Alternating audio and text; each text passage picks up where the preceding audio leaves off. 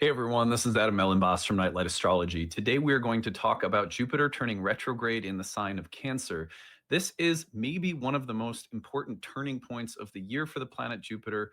I don't think a lot of people are talking about, and that is specifically because as Jupiter is turning retrograde, it is also ruling the Mercury retrograde, which is conjoining Mars.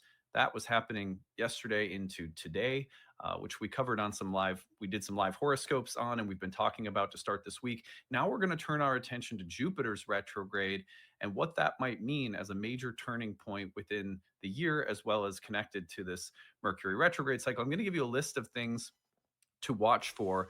And then tomorrow, I'm going to be doing some Jupiter retrograde horoscopes to sort of fill out the story. But today, let's explore this on an archetypal level. I've also got a reading from the I Ching that I did on this Jupiter retrograde and its connection to the Mercury Mars dynamic that I think you'll find really interesting, that will complement our list of things to watch for. And if you've never used the I Ching before, this will be my way of sort of gently encouraging you to check it out. I've got a great new translation.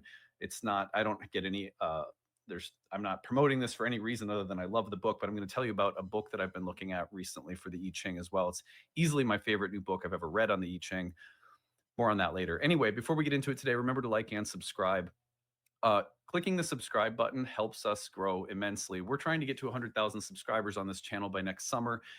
In order to do that, we need every person who comes across this and thinks it's solid content that they will give us a little subscribe. That helps us. You can find transcripts of any of these daily talks on the website, of course, which is nightlightastrology.com.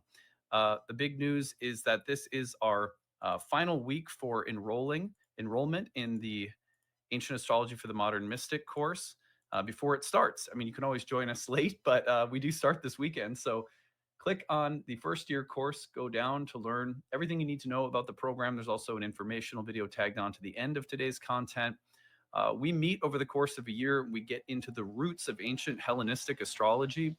We're really spending a lot of time understanding the philosophical, metaphysical roots of the practice, all of the earliest techniques that were used to understand karma, fate, destiny, and the birth chart.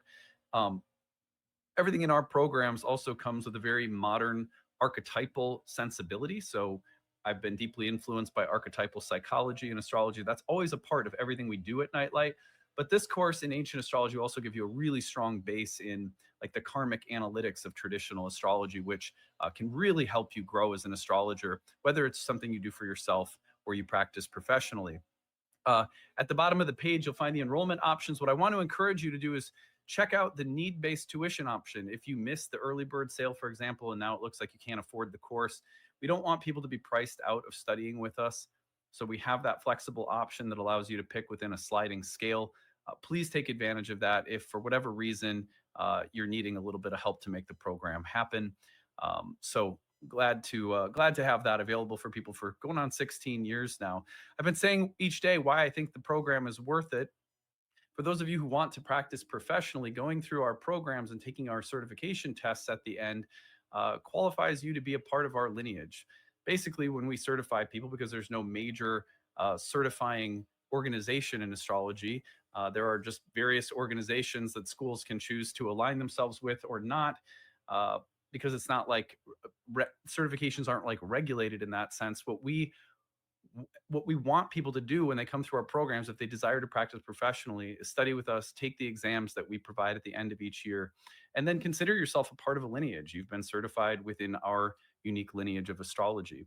And if that's something that you're looking for, to feel like you have a community and a lineage of support behind you as a practicing astrologer, then come study with us.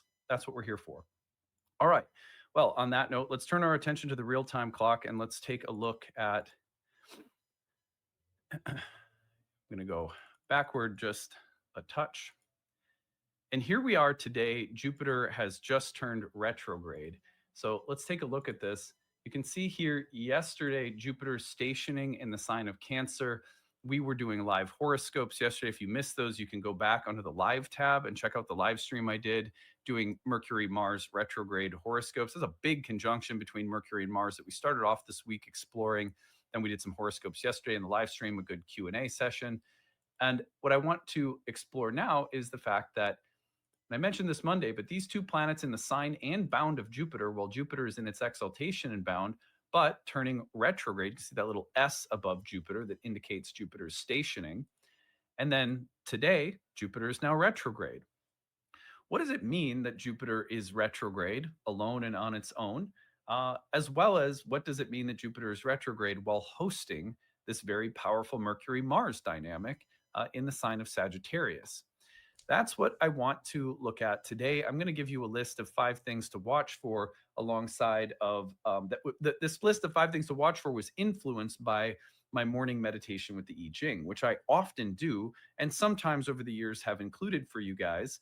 And I thought, you know what, feels like a good time to include a little bit of the I Ching today. So I'll do that. I'll explain the reading, explain how it goes into the list of 5 things to watch for. But first, let's talk about Jupiter turning retrograde on its own. These are tips or uh, like general statements we could make about Jupiter turning retrograde anytime that it does so that you can work with going forward. Anytime a planet as slow moving as Jupiter, sometimes Mars a little bit faster, but Jupiter, Saturn for sure within the traditional 7 planets, when they reach points of retrogradation, it is always happening just as the sun comes into about a trine, whole sign and degree based trine with Jupiter or Saturn. As soon as that happens within the synodic cycle of the sun with Jupiter or the sun with Saturn, the planets are ready to change directions and go into their next phase of development within their synodic cycle. The synodic cycle with the sun is important because ancient astrology is an astrological system that's orientation comes from the sun. What is the zodiac? The zodiac is the great circle of the sun, the annual path of the sun or the solar year. It's then broken into 12 ideal mathematical divisions that are based on the 12 uh, lunar cycles per year. And that ideal number of 12 is something I've talked about recently in a number of videos on my YouTube channel, talking about has the zodiac changed or is there a 13th sign and so forth. Anyway, the point being that the synodic cycles with planets like Jupiter and the sun are very important because the synodic cycle has to do with taking an archetype that it's sort of like if you can imagine that the sun is like the mind of God or the oneness of the universe. A planet like Jupiter or Saturn, when they come into a conjunction with the sun, receives something like a download. And I'm just using, metaphors here. They receive instructions. Let's call them instructions. And the instructions are evolutionary instructions that they will carry forward in their archetype, in their archetypal nature. And then that has a way of playing out across the entirety of the synodic cycle in all of the phasal dynamics that unfold from the start of the conjunction forward. So when we reach the trine and the planet changes directions, that becomes a really significant moment. Now, in that turning retrograde, the moment is you could say because there's a waxing trine and there's a waning trine, and then there's 2 different retrogrades that there's a turning retrograde and then a turning direct that happen at those trines is what I'm trying to say. But at the time when the planet turns retrograde, it's as though after an initial period of carrying forward the archetypal intentions that the sun gave it, the instructions that the sun gave it, it's time to pause and reflect and revise and rework and integrate all words that work really nicely for the retrograde period. And that process begins at the time that the planet turns retrograde. So the beginning of a process of reworking an original set of instructions that were given is the basic meaning that we have in the sky right now. And let's just take a look at this cyclically. This is something we'll do tomorrow as well when we do horoscopes, but just take a look at this. I'm going to remove everything from the chart except for the sun and Jupiter. And what we're going to do is just look at their synodic cycle. So you can see right now, as Jupiter is turning retrograde, that the 2 planets are almost perfectly trine to one another. Now, let's go backward in time, and we're going to go back to their conjunction. Their conjunction occurred it's so crazy. The conjunction occurs almost precisely as the sun and Jupiter are conjunct in the sign of Cancer. Right as Jupiter entered Cancer is what I meant to say. So as soon as Jupiter entered Cancer in June, the two planets conjoined and we had a new cycle. Now, tomorrow, we're going to take this into the whole sign horoscopes, and that's really going to help you refine your understanding of the upcoming retrograde period because you can look at the topics of that whole sign house of Cancer and think what's been happening since June. You could start that homework right now if you want to. But here is the conjunction. This conjunction basically impregnates Jupiter with a set of archetypal evolutionary instructions that, unique to your birth chart and your horoscope, you can actually track the development of, which is pretty cool. It's like a karmic thread that's being developed. Now, as that thread develops, we're going to take this forward now. We go through the square, right? We had that square here about the middle of October. And now we're getting into the trine. And as the trine occurs, the change of direction occurs. So now what's going to happen is everything that Jupiter in Cancer has been teaching us, or working us through since June, is going to go through a period of reflection, revision, and integration.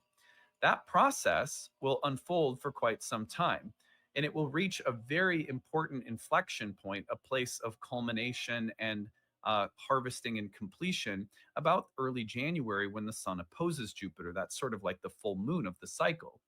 So then the retrogradation will change directions again here in the beginning of March, when the sun trines Jupiter again. And now that forward movement will happen.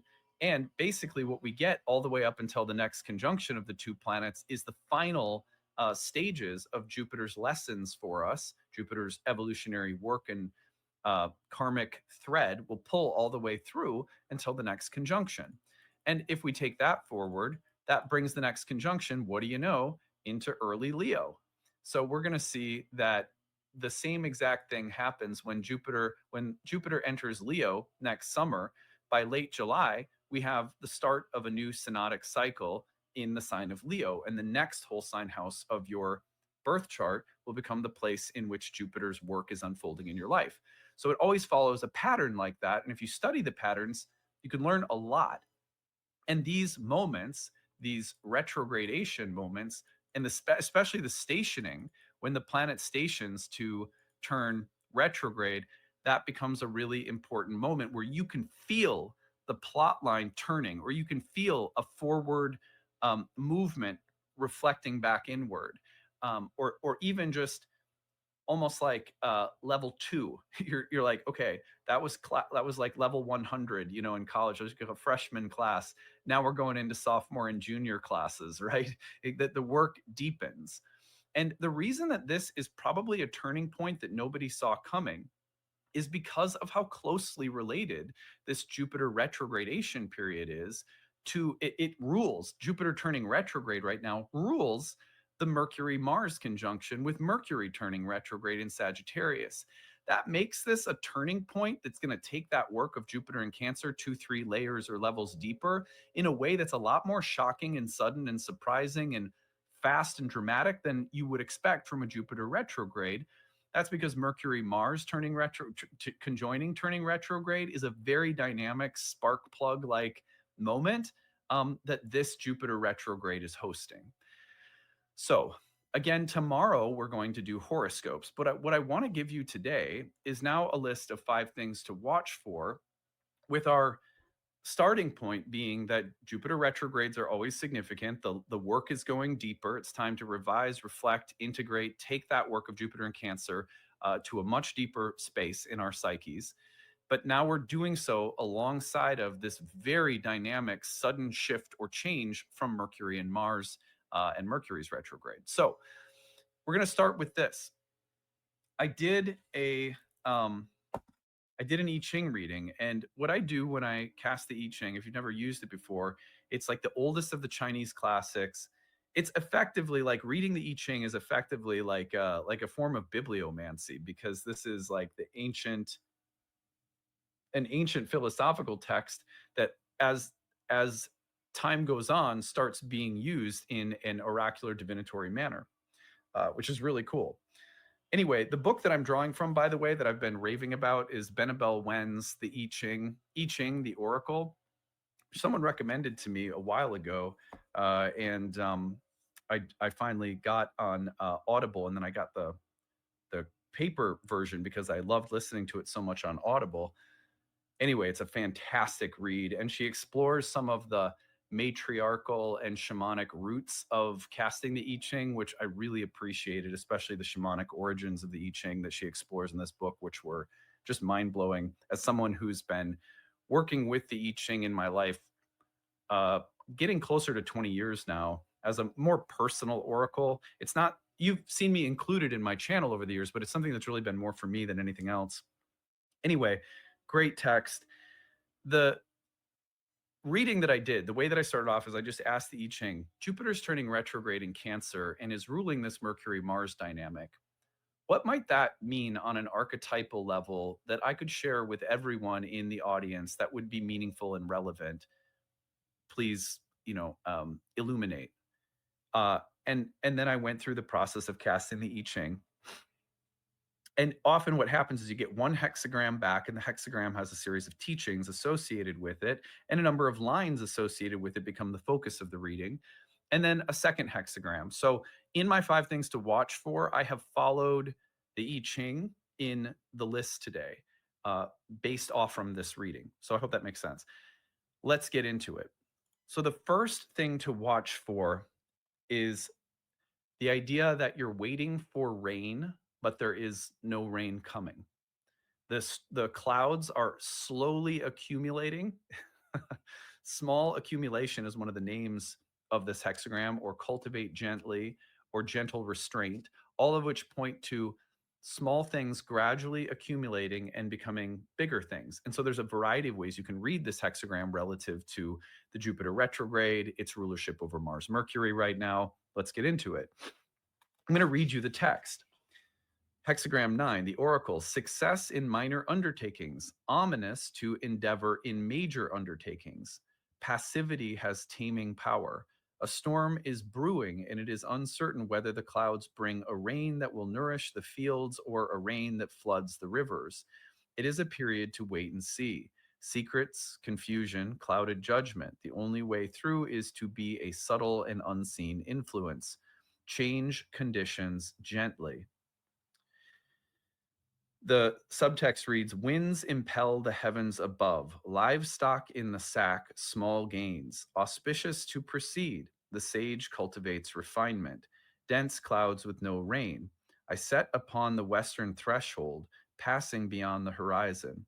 That which has been raised now yields returns. A wind from above yields creativity below. You gaze at the sky and see stillness. Know that passivity has taming power. The sky is in movement. There is wind spreading out the seeds. Wind is the least visible of all phenomenon, and yet that wind spreads the seeds far and wide, yielding productivity. For now, small gains to be had as the winds continue to nurture and refine. Power is accumulated by gently withholding its expression. Success in minor goals. You are a shepherd keeping your sheep calm with the calmness of your mind. Let the flock find their own shrubs and grass. The shepherd's only role is to see that they are safe. And yet, here is the greater wisdom of cultivating gently. Do not delight in small advantages, or that is all you will ever achieve. The greatest gains are the result of benevolence and a mission to serve a greater good. The sage will always strive to achieve the impossible task of improving the world. I love this. Is one of my favorite. The I Ching is one of my favorite texts of all time, but this hexagram is so beautiful and has come up for me in some moments in my life that I can only describe as anxiety ridden and frustrated and impatient. It's as though when I really need something or I really want something, and it's not the smallest thing in the world that I need or want or am asking for, but I'm sort of anticipating it. Yeah, I need something to work out, and it's not a small thing. It's like there's some weight or there's some real consequence if it doesn't work out. Like I need to get this job, or I need for this project to work out, or something like that. And there's something at stake. It's not just like a minor thing. It's a big thing. This hexagram will often come up when it says, "Look, the big thing will come eventually, but you have to have a bigger vision You have to be you have to care for small things with consistent effort, keep the bigger vision, wait patiently, don't get too aggressive, um, and know that this like gentle, like your ability to tame the bigness of the moment and the big feelings and desires and impatience and frustration that nothing's coming immediately or nothing's coming right as you want it to, uh, that the taming of those restless spirits uh, will lead to success in time. The reason that I think this is so appropriate for a moment like this is here we have a Mercury retrograde in Jupiter's sign. Jupiter is exalted in its own bound in a very fertile sign, you know, where it has the power to grant a lot of, let's call it fertile, uh, creative abundance. But right now, that might be held back a little bit. It might be that you have to wait for a period of time. And I don't think it's going to be too long. Uh, for example, if you find like right now you feel like you're frustrated waiting for something, or you're frustrated feeling like there's an accumulation happening, there's, you know, it's almost like, again, like psychically, you can see the clouds gathering and you're waiting for this release of tension, but it's not releasing yet.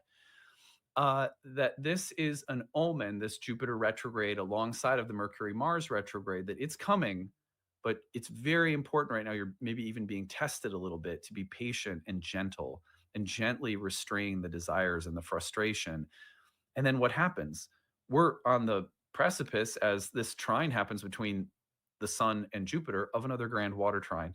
And that grand water trine is going to come through right at the time of a new moon in Scorpio opposite Uranus, when Mercury's cazimi at the heart of the sun, starting to reset its synodic cycle.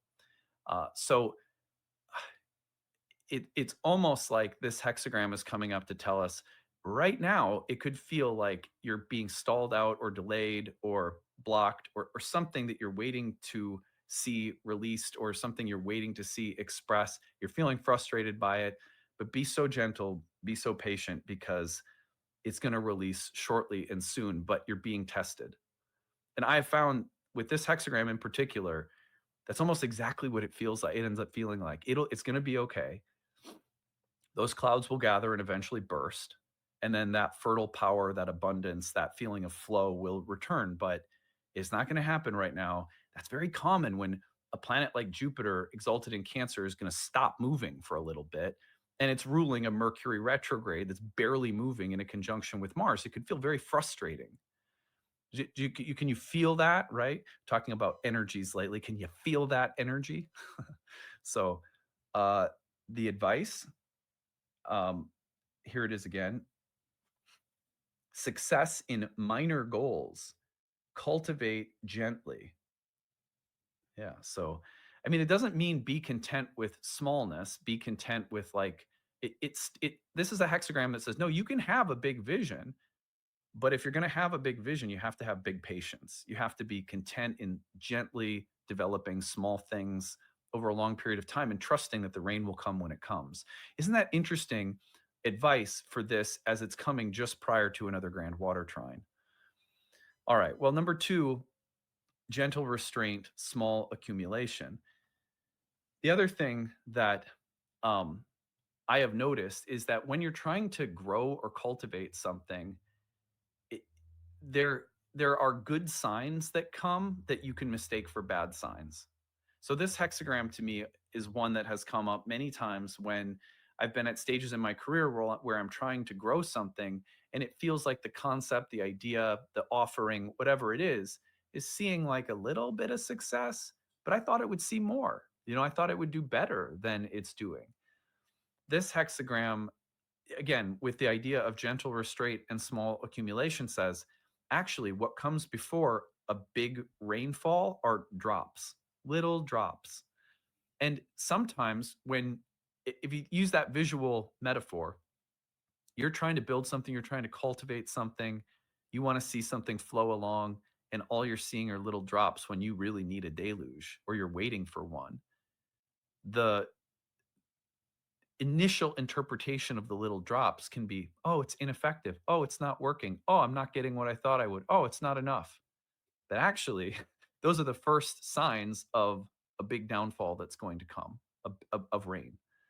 So be careful of how you're interpreting small signs right now, especially if you start interpreting them as signs of lack or deficiency, because that outlook um, can be really petty, and it can be really like fearful and anxious, and it's almost better when you start seeing when you see small things and they're not as big as you want to say, well, it's working a little, you know, and that's exactly the mindset that this hexagram tells us to cultivate. Very significant for Jupiter, big exalted Jupiter in its own bound and exaltation, turning retrograde while ruling a Mercury Mars conjunction with Mercury retrograde. There's just maybe you're feeling like, really, this is it? It's not over yet. So the first signs of rain are not a sign of deficiency or lack.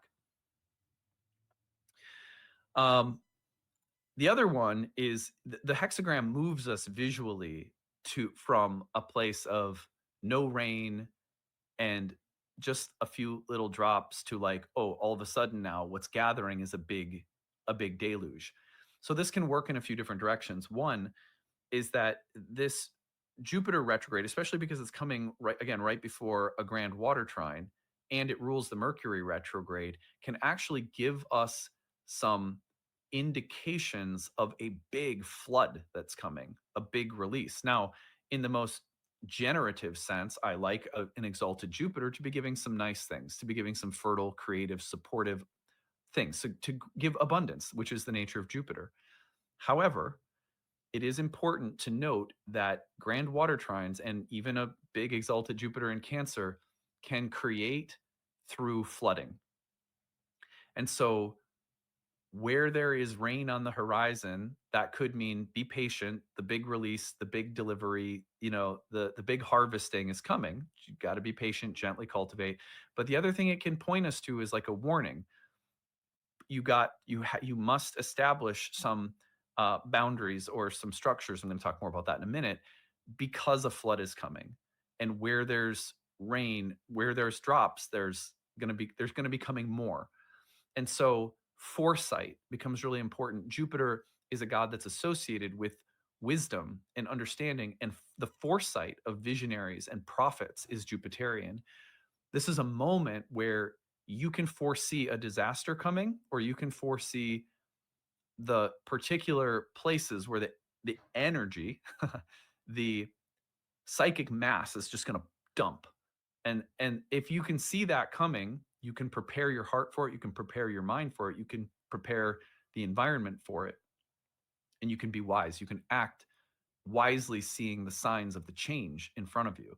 This is a subtle part of this hexagram as well, in my experience. Okay, well, before I move on to the next one, tomorrow night I'm giving a talk on Venus that I want you to check out. If you go to the live talks part of the events page on my website, you will see that there is a talk coming up this Thursday night on Venus. The talk is called Pairing the Planets Venus's Many Faces. It takes place Thursday night from 7 to 9 p.m. Eastern. When you register to attend, you'll get the live link for the webinar. But if you can't attend, you will be getting the recording to watch, audio, video recording, and transcript to watch on your own time. You get to keep that for life. So I hope to see you there. This is going to be a talk that explores Venus as a first philosophical principle in ancient astrology, which basically means, what does Venus represent about reality itself philosophically? That's where all of the planets get their starting point in the ancient philosophy of astrology. Learning about Venus on that level, like what is Venus with respect to the intelligence of divinity and reality itself? Learning about that, which is really almost like a non-dual way of understanding Venus, is going to really deepen your relationship to how you then pair Venus with other planets when you see Venus in birth charts. This kind of understanding is what Nightlight's all about. So, shameless plug, come study with us if this kind of thing is also appealing to you. All right, back to our list.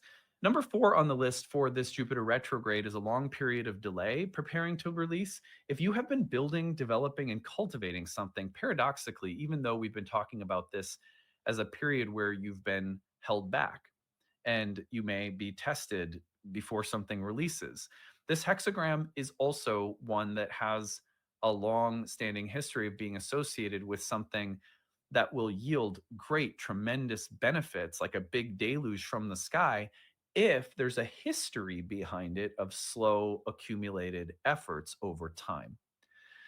So, when this hexagram comes up, and I've been asking, for example, will I find some success in the process of publishing my book, which I put a lot of research into and I've spent years writing, and I get something like this?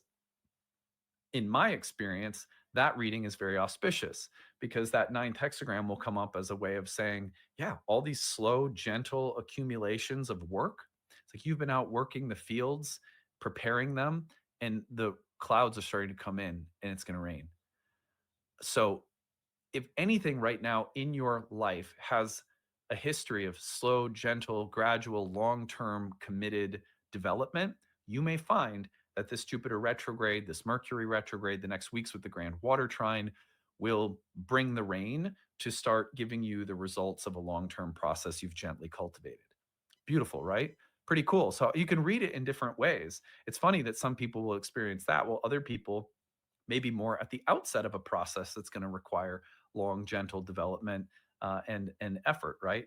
It can be read either way. That's why context is so important whenever you're doing divination.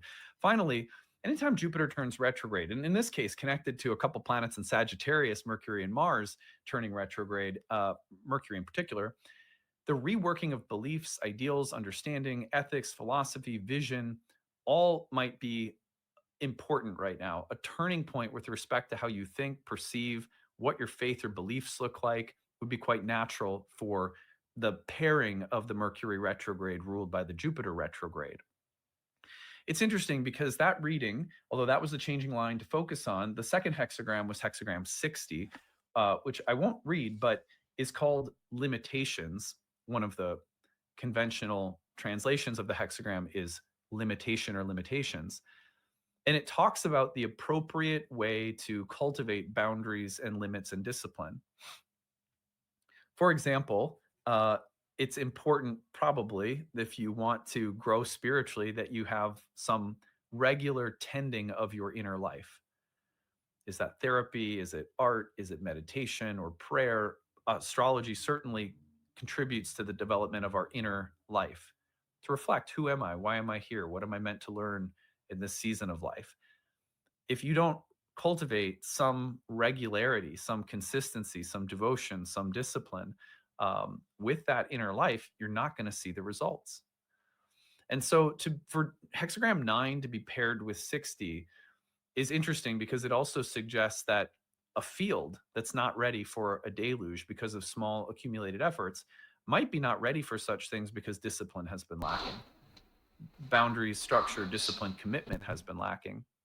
In which case, a lack of small accumulated efforts due to a lack of discipline will result in being overwhelmed when the deluge comes. So this can be a time that speaks to the need to cultivate better Yo, young to a die. self-care What's up, the practices, legend? better How are boundaries, you, better man? discipline, better consistent Wow. efforts, so that you What's can up, grow brother? things and develop things over time. And so that when Clone flooding meat comes, now legalized. That's it's fucked. pouring into channels and tributaries that feed this elaborate garden that you've built. It's a good visual image, I guess. The other thing is that sometimes, for our beliefs to mean anything, we have to walk our talk. People who have, for example, very intense beliefs about what they believe is right or good, but are not kind, are not walking their talk.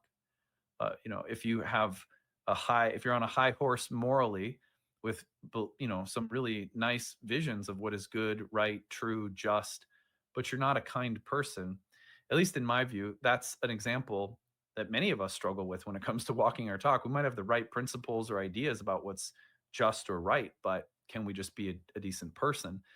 So this is also a transit that comes along that might be saying, hey, look, where's the effort to become an embodiment of your beliefs and ideals? Where can you get a little bit more serious? Now, if there are, one of the other teachings of hexagram 60 has to do with galling limitations, meaning if you're zealous and too strict and too severe, that can actually cut life off. I mean, one of the reasons that it sometimes doesn't rain is because there's no rain in our own psyche. There's no generative for like I will say that at certain times in my own life, I've learned a lot about this with, say, the Capricorn moon placement in my birth chart, where the the discipline has been there, but it's sometimes been almost too strict to the point where the strictness prevents the rain from coming in. So there might be some lesson here too with the retrogradation, the Mercury Mars. Like, are you getting some feedback about being overly zealous, fanatical, too strict, too intense with your beliefs? Can you soften? Because there's a wisdom about gentle, small acts of devotion and commitment over time that embody beliefs, that walk the talk in small moments, in gentle moments that accumulate and deliver results. So that might have to do with consistency, with walking our talk and not being too strict or severe in our thoughts or our thinking. And I like that for Jupiter in Cancer, which is also a planet of wisdom in a sign that's so gentle, that's so much more about embodying something nurturing. So, anyway, I'll leave it there for today. Come study with us. After I sign off right now, you're going to hear more about the year one program. We start this weekend. You can attend the classes live, or you can follow along with the recordings on your own at your own pace. Locating yourself.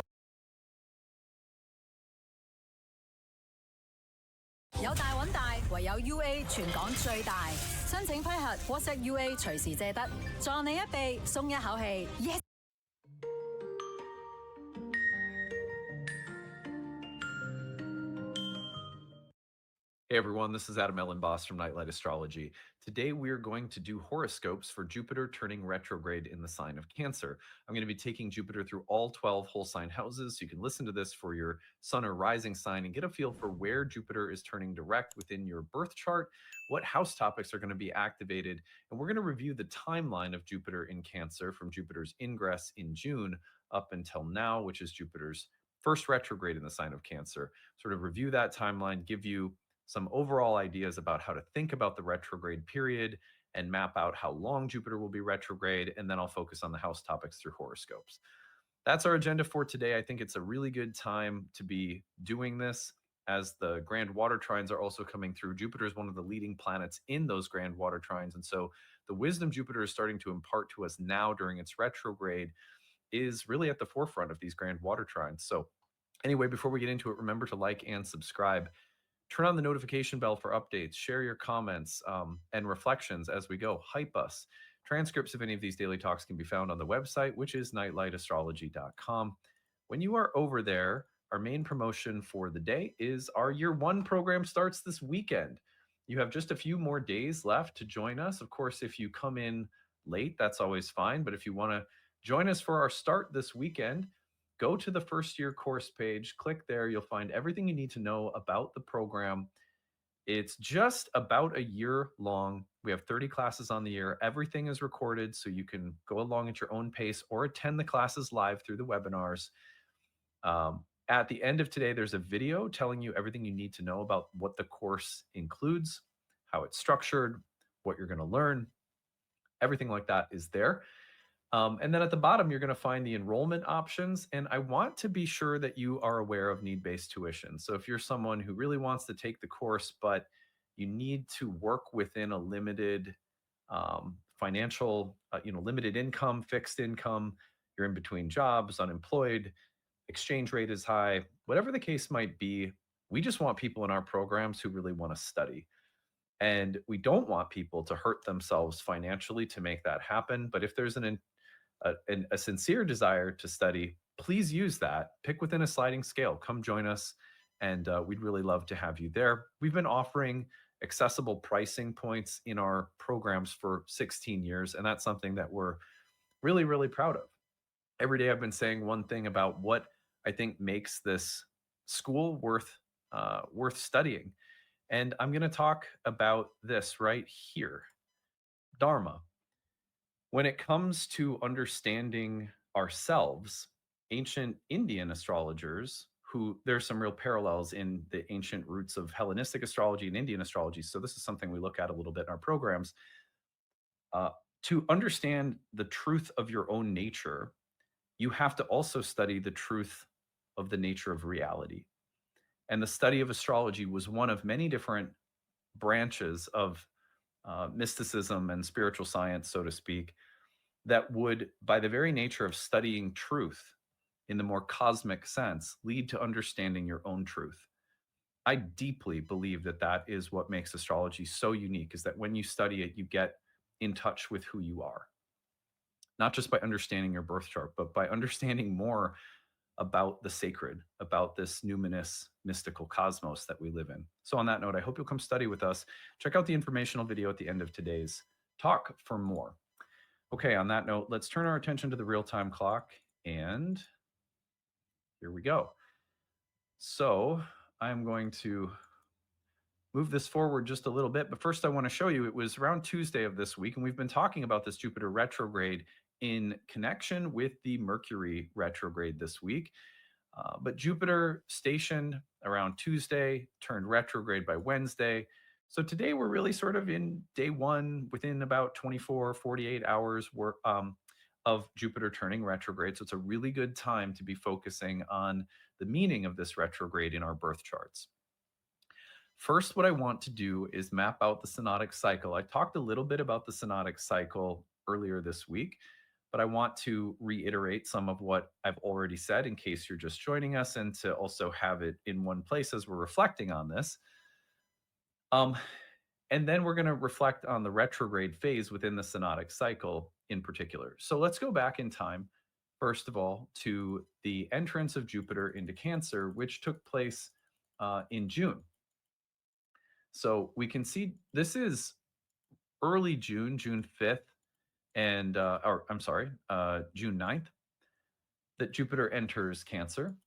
And we have had Jupiter in direct motion since entering the sign of Cancer. So you can start to trace the development of Jupiter as a guide, a teacher in our lives during this season of life from about June of 2025 to right now, the retrograde moment. That direct motion is like level one, freshman in college kind of class, to use like a learning analogy. And we're about ready to head into sophomore and junior classes, you could say, as the retrograde occurs. It's a deepening of what started in June. There's been a process unfolding in June, and we're reaching a critical turning point within that process. Now, the conjunction between the Sun and Jupiter, which is the start of Jupiter's synodic cycle, that also happened in June. So right as Jupiter entered Cancer, the Sun conjoined Cancer. That was right about the summer solstice in the northern hemisphere. But that zero Cancer marker was pretty close to it. It had just entered Cancer, and then the Sun conjoins. So the synodic cycle of Jupiter, as well as the ingress of Jupiter into Cancer, happened at the same time. This really means that we can trace out the development of the Jupiter and Cancer storyline in our lives from the time of June, not just because it ingressed, but because the synodic cycle reset. So that's our starting point. Now, the starting point is going to be also specific to the whole sign house of Cancer in your birth chart. And that's what we're going to be unpacking in today's horoscopes, with some thoughts about what this process might look like given the house location. But if we take this forward, the Sun will move faster than Jupiter, so the two separate. And when they get to about a trine, which is happening right now, about the middle of November, we now see that the Sun coming into the trine with Jupiter happens as Jupiter stations and turns retrograde. Now, I said earlier this week that one way of thinking about the synodic cycle is to think about the Sun infusing Jupiter with a set of instructions, evolutionary intentions, forms of psychological, spiritual, personal development, developments in your career, developments in your love life, developments in all sorts of areas. And broadly speaking, the Jupiter cycle is about wisdom. Jupiter is a planet that was deeply associated with religion, with law, with truth, with philosophy. Jupiter is called Guru in Indian astrology and is associated with professors and sages in Western astrology. And so one simple way of conceptualizing what Jupiter's doing as it works through a whole sign house in our chart or through a synodic cycle or both is that it is imparting lessons to us. It becomes our teacher, our guide, our guru, specifically in the process of our understanding and its unfolding. So by understanding, we mean an understanding of Dharma. Dharma is another philosophical concept associated with Jupiter in ancient Indian astrology. So Dharma is what is the nature of something? And the Dharma of you as a person is what is your nature?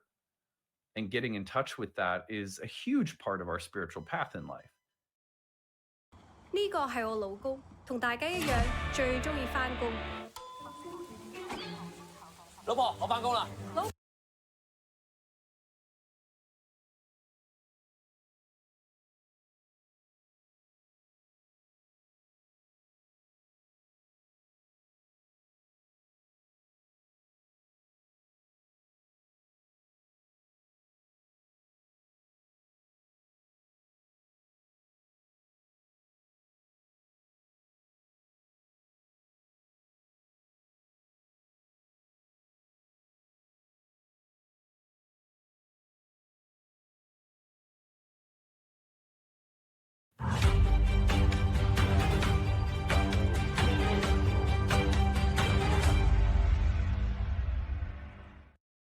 Hello, everybody. This is Gerald Salenti, and it's Thursday, November 13th, 2025. I'm glad it's not Friday the 13th, but when you look at the equity markets, it could have been. Remember, the trend is your friend about technocracy. And subscribe to the Trends Journal. We need more subscribers. The more subscribers we have, the more we could help you and the world go in a better direction. And it's only $2.59 a week for a magazine that's over 200 pages on average every week. And you read what you want. It's a magazine. You want to read about high-tech science? Read about it. You want to read about whole sections on AI? You could do it. You want to know about technocracy? It's there. Oh, geopolitics, economics, socioeconomics, on and on and on.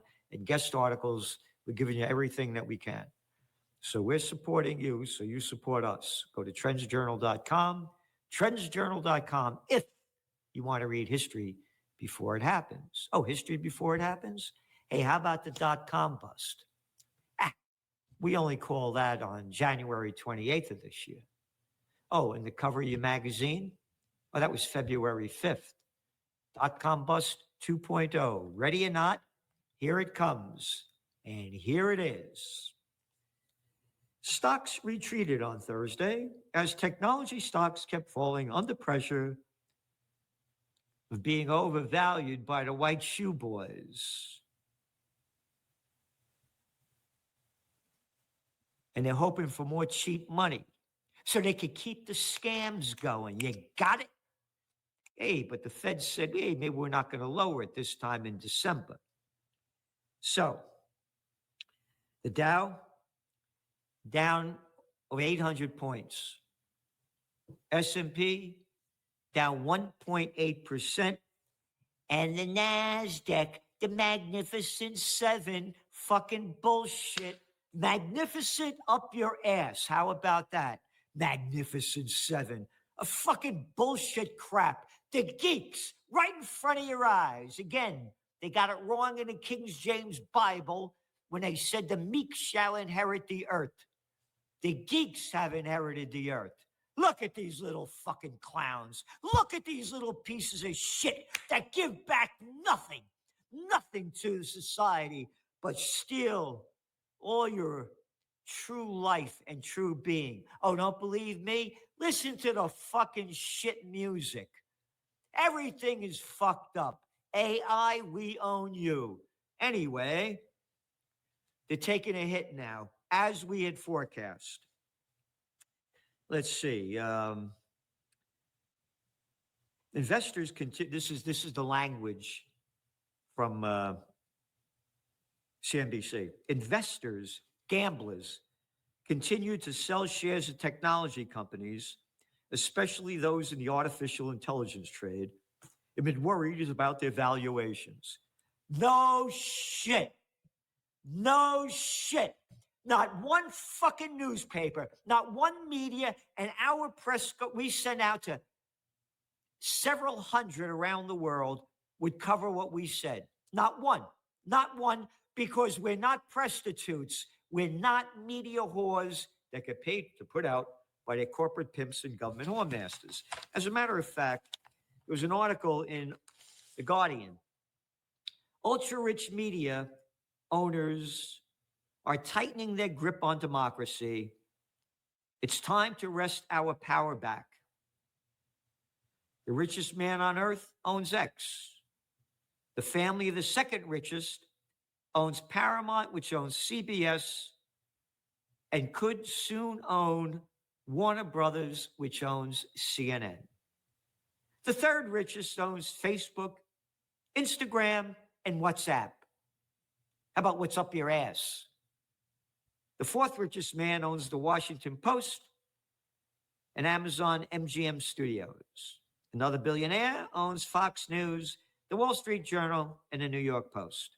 All right? Subscribe to the Trends Journal. If we were backed by the billionaires, it'd be the biggest magazine in the world. Nothing comes close to it. Nothing. Look at the comments. Look at the comments of the people that subscribe.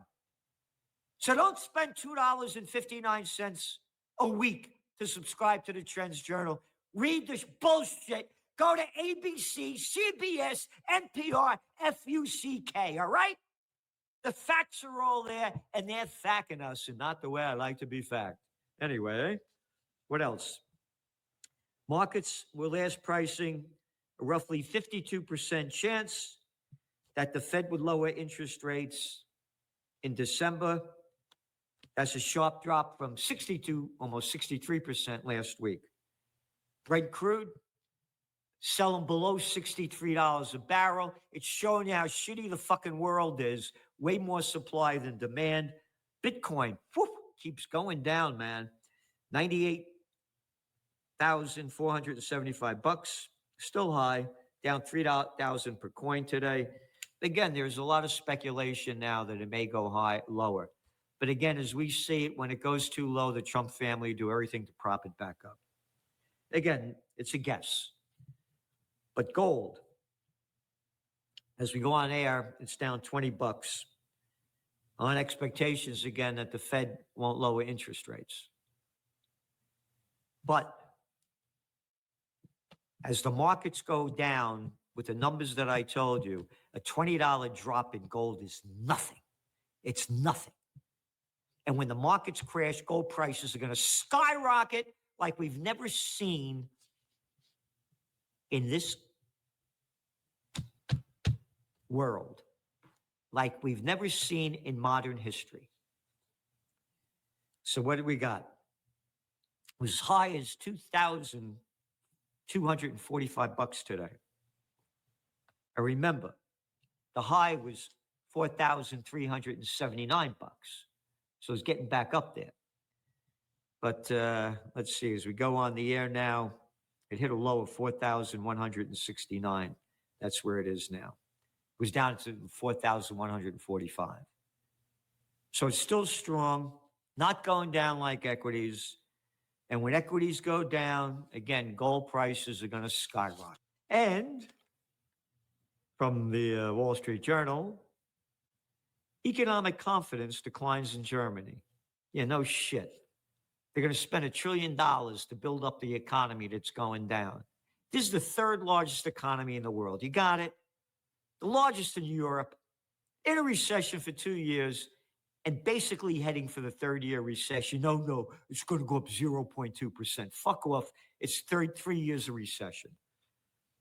And again, the unemployment rate's going up and things are going down. Foreclosure filings climb again in October in the U.S., but they're still small compared to the bad times because mortgage demand for home buyers hits highest level since September. And that's despite still high mortgage rates. So it's telling you that the demand is still there. And demand for refinancing is going very strong. And it's still it's 147% higher than the same week a year ago, which is showing you that the people are stressed out. They need dough. More older Americans turn to reverse mortgages as inflation and benefit cuts strain income, Financial Times. So, again, the rich are getting richer, everybody else is getting poorer. There may be, when the markets crash, housing prices are going to go down. There's no question about it. And they're going to do everything they can to lower interest rates and mortgage rates to prop it back up. Very important. Indonesia lines up panda bond sale as China promotes renminbi's role abroad. What broad are they talking about? Oh, abroad. Well, I like abroad. No, that kind of broad. Anyway, there's going to be more and more movement toward currencies away from the dollar. The death of the dollar has already begun. The BRICS have had it. This isn't the same America when gold hit the highs back in 1978, 79, early 80. America's at the top back then. No more. They've had enough of this country. Very important. China plots victory in AI Cold War. Big article in the Wall Street Journal. Again, old news for Trends Journal subscribers. We said this going back to January. They're investing very heavily. And again, you make connections between different fields. Before, Slick Willie, that was a t-shirt I did when he ran for office in 1992. I didn't have sex with that woman, Monica Lewinsky. She only gave me a blowjob. Yeah, that prick that brought China into the World Trade Organization, gave us the NAFTA, sent our jobs to Mexico to be cheap labor. Yeah, that guy. Again, I make it very clear. Before China came into the World Trade Organization, 10% of Chinese 18-year-olds went to college. Now, almost 70%. China's doing everything they can, investing in AI. And they're not taking courses in, gender studies over there. They're taking courses, in technology and high-tech science and on and on and on. They're going to lead the world in AI, and it's going to crash this thing like we've never seen it crash before. But don't worry, when all else fails, they take you to war. What else? Private equity groups, Vista plans big cuts to its workforce in favor of AI. Again, week after week, month after month, year after year, when the economy goes down, so too do jobs. We report every week. And now AI is making a very bad situation much, much worse. And again, it goes back to that guy, Mamdani, winning in New York. The data's all here. And it's young people that are going out to vote. Yeah. This is an article in the toilet paper record today. Young voters turned out in droves. The people-powered machine that galvanized millennials and Gen Z for Mamdani during primary delivered again last week. In precincts where the median age is under 45, his average margin of victory was 30 points. The young people are busted. You got it. There's going to be a Gen Z revolution. Again, people are going broke, and now AI is going to make a very bad situation worse. You ready? Yeah. This is from today's New York Times. AI sweeps newsroom, challenging journalism. Journalism's already challenged. They're prostitutes, they're media whores, and now it's going to get worse. We're giving you what no one is giving you anywhere. No one, anyplace. No one. So please subscribe to the Trends Journal. Again, chump change for information you're not going to get anywhere else. And here are the facts. And this is coming from the toilet paper, showing you how bad it is. And going on to other terrible things that are happening. Israel's destroyed more than 1,500 buildings in Gaza since ceasefire, BBC. And nobody gives a flying shit about this, and it's barely reported. Ceasefire, no ceasefire. Israel's going to keep stealing more land, killing more Palestinians, and watch out for the attack against Iran. President decries settler violence. Oh, what president said that? President Isaac Herzog of Israel Wednesday condemned what he called shocking and serious attacks by Jewish settlers. They're not settlers, they're invaders. They're murderers and thieves. Shove this fucking settler word up your ass. Got it? In violation of the Geneva Convention and Article 242 of the United Nations. So shut the fuck up with this settler crap. Anyway, and attack Jewish settlers, calling to an end for the growing wave of settler violence in the occupied territory. Not occupied, stolen fucking land. All right? Yep. His remarks came after dozens of masked Israeli settlers, land grabbers, stealers, and violators of the Geneva Convention and invaders attacked the Palestinian village in the West Bank, setting fire to vehicles and other property. Yep. Israel parliament's back death penalty. You ready? This is the chosen people. Israel parliament has backed a bill that seeks to impose mandatory death sentences of Palestinians who kill Jewish Israelis for nationalist reasons, but not on Jewish Israelis who kill Palestinians. How about that for bullshit? Hey, we're the chosen people. We can kill and steal anybody we want. Fucking hypocrisy. And as we said, it's all about the bottom line. This is from the Wall Street Journal. Gaza war has been big business for U.S. firms. Yep. 2 years on Israel's war in Gaza might finally be drawing to a close. The conflict, the war, built an unprecedented arms pipeline from the U.S. to Israel that continues to flow, generating substantial business to big U.S. companies, the military-industrial complex, Boeing, Northrop, Grumman, and Caterpillar. You ready? And they go, much of the bill was footed by U.S. taxpayers. No, not taxpayers. This is thievery, stealing our money for genocide and no thank you, brother. protest. Thank Oh, you, you my didn't come dude. to our Thank you, Occupy brother. Peace rally? Oh, you didn't give any money to it? None of the rich people did.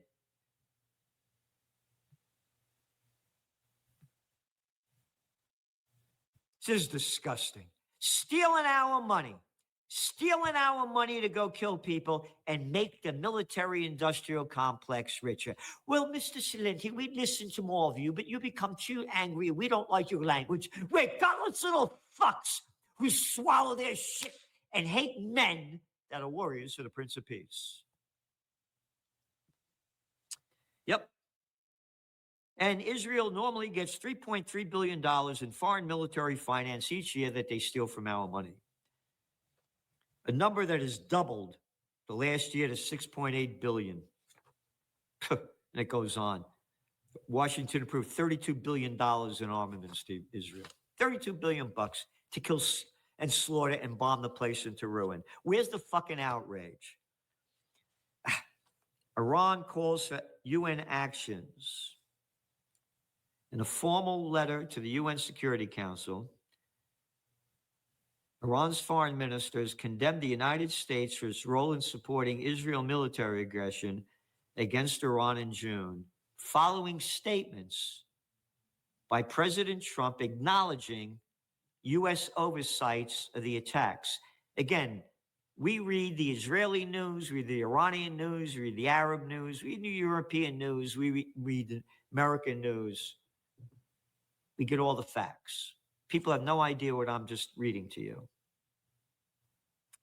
Yep. The letter addressed to the world's body, Secretary General on Tuesday, cited a remark by Trump on November 6th, in which the latter had said, quote, Israel attacked Iran first. The attack was very powerful. You ready? I was very much in charge of that. Yeah, Trump was very much in charge of that. Aren't you happy? Now, Zelensky strives to keep distance from allies in war graph probe. No shit. War graph probe? Not my language. Go to the European Union before the Ukraine war began. Ukraine, the most corrupt country in Europe. And now there's the proof. Stealing again our money to give to these crooks. You like it? You like it? Get back to work. I gotta steal your money. We call it taxes. And we give it to murderers and thieves and our buddies who are as slimeball as every fucking Repulsivekin and Democrat. Agency France Press. Internet freedom declines in U.S., Germany. Study. That's right. No more freedom. And now, of course, Trump spent hours at Epstein House with trafficking victim email alleges. Now this is coming out more and more about the Epstein file, and Trump won't release him. Why won't you release him? Why won't you release him?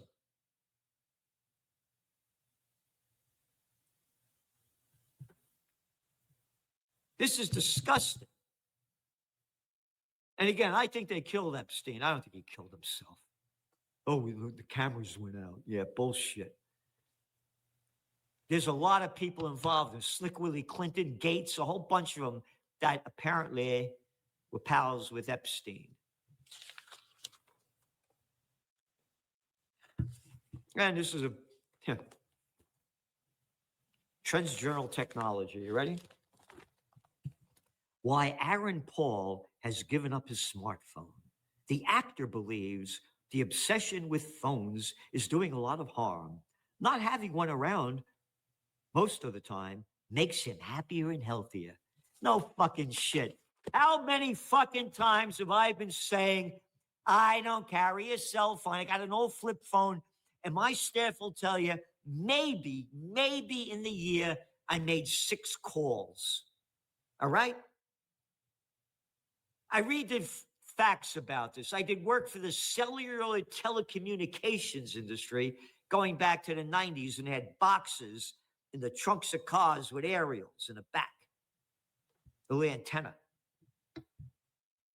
And I've been reading about the dangers of these, which they're not reporting anymore, but the last one was that I read. This is at the University of California at Berkeley. If you're on a cell phone for 17 minutes a day for 10 years, your chances of getting a brain tumor increase by about 60%. They're geeking you out, wiping you out. Smartphones, you go into a bar now, and everybody's on their fucking phones. They don't talk. Couples who are eating. They're no shit. Smartphone. Yeah, I grew up without this stuff. You don't need it. And the other thing that's pissing me off, man, these fucking LED lights on cars at night. The older you get, the harder it is to see. And these fucking bright, stupid lights, that scumbag Obama did away with the regular lights, and they made it, you got to use LEDs. This is stupid fucking shit brought to you by the stupid fucking shit slime ball geek world. Got it? These new fucking cars with all this electronic stupid shit. I drive a 1994 Audi Cabriolet. I hate this new fucking car stupidity. Anyway, it's the geek world. The geeks have inherited the earth. So listen, tune into the interview I did with Judge Napolitano yesterday. It's a great one. And support us because we're supporting you. Subscribe to the Trends Journal if you want to read history before it happens. Get everything you need to succeed online with Hostinger's biggest Black Friday sale yet. Web hosting plans now start at just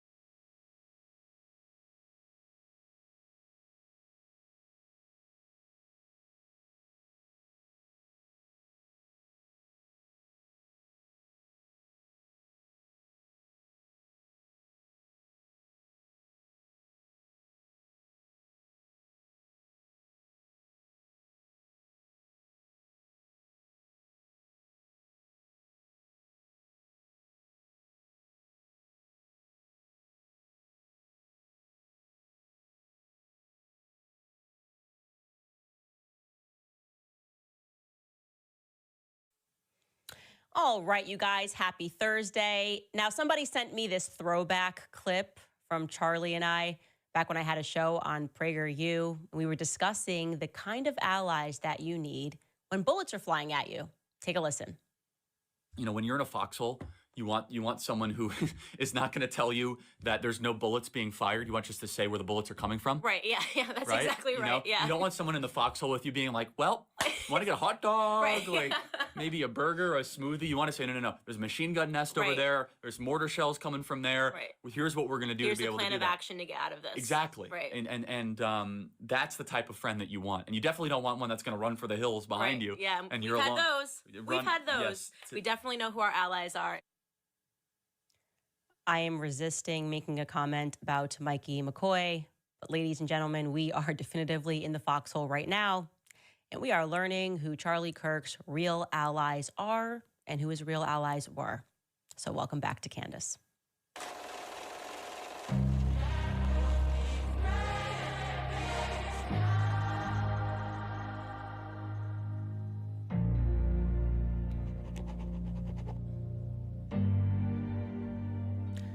Who were Charlie Kirk's real friends? That's what I want to know. I just want to know who were his actual friends and his allies, because somehow too many of them are trying to criminalize asking any questions. Don't just ask questions, just accept the Fed slop. It seems a little bit ridiculous.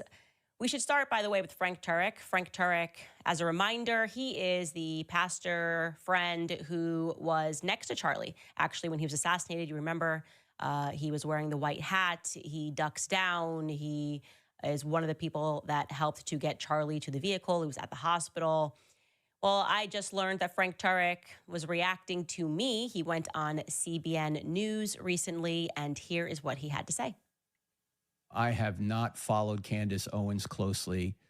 I know she was a good friend of Charlie years ago. In fact, when I first met Charlie, I said, you know, tell me a little bit about your ministry, you know, like your what you do, and you know, who have you mentored? He mentioned Candace Owens. And Charlie would never speak ill of anybody privately unless he spoke to that person first and tried to correct them. So Charlie never said anything bad about Candace or anything, but I just find this idea that she's making all these suggestions without evidence very painful for people. It's okay to suggest, well, maybe this, maybe that, but as soon as you start launching accusations, TPUSA betrayed, so you know him, betrayed Charlie. You know, I had a dream that Charlie told me this. That's not evidence. I mean, maybe she's right. You know, it could be. Anything's possible, but not everything has evidence behind them. And what people don't seem to understand, and this is why I had my friend Detective J. Warner Wallace on my podcast 2 weeks after Charlie's martyrdom. People don't understand how prosecution works, how murder cases work. The prosecution rarely tells you anything they have, much less everything they have. The winner of the San Pellegrino Yacht Chef Academy is Hardy Ferguson. 喪氣病係一種傳染度極高嘅職場危疾，一旦感染就好易錯過升職加薪嘅機會。大家有乜嘢提議？呢啲先以優惠提高買家嘅興趣，之後推重點產品。咁樣唔好，一於用優惠提高買家嘅興趣，之後推重點產品。勁啊！咪話咗唔好咯，翻去諗過3倍。想升職加薪唔可以下下跟風㗎。MPF 投資都一樣，唔可以淨係靠跟，要先做下功課，了解下自己承受風險嘅能力同投資目標。積金局網頁裡面嘅基金平台，俾你一次過睇到所有基金回報、收費同風險程度，仲可以比較晒唔同基金，咁就更易揾啱自己嘅 MPF 投資組合啦。哇！乜你積埋咁多 MPF 帳戶喎？咪限住，每次轉工都要將舊有嘅個人帳戶整合㗎。等我示範下啦，搞掂。管理易咗，將來變成點都生存到啦。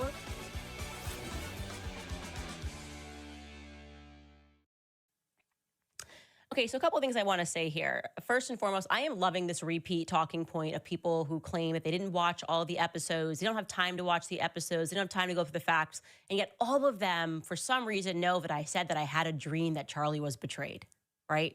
That's how you know that you are in the midst of a propaganda spell, that they have been delivered talking points. I mean, it's such a minute point.